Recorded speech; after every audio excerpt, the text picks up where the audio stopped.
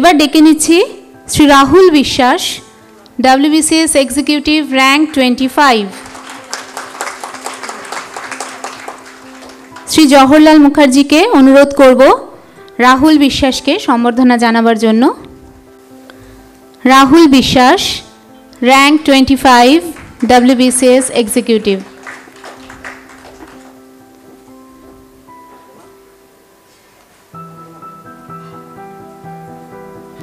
অসংখ্য অভিনন্দন।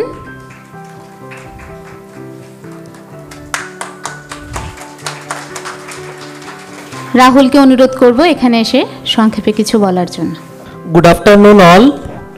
মঞ্চে উপস্থিত সমস্ত মানুষ, গুণীমানী ব্যক্তিদেরকে আমি আমার প্রণাম এবং শ্রদ্ধা জানাচ্ছি।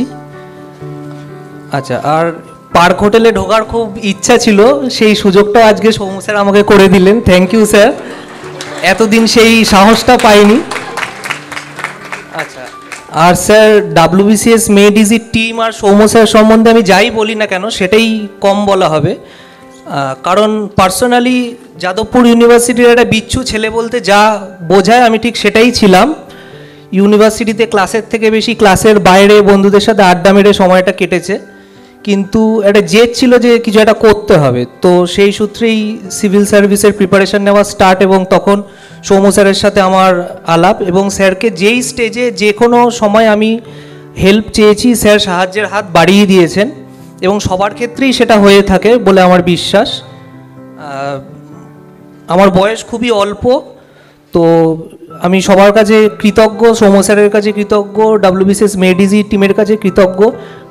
অ্যাডমিনিস্ট্রেশন সম্বন্ধে আমার স্বচ্ছ ধারণা খুব একটা নেই, কিন্তু আশা করছি মঞ্চে উপস্থিত সব সিনিয়ররা রয়েছেন, তারা ইন ফিউচার সার্ভিস লাইফে এবং আমাদের চলার পথে মূল্যবান উপদেশ দিয়ে আমাদেরকে সাহায্য করবেন।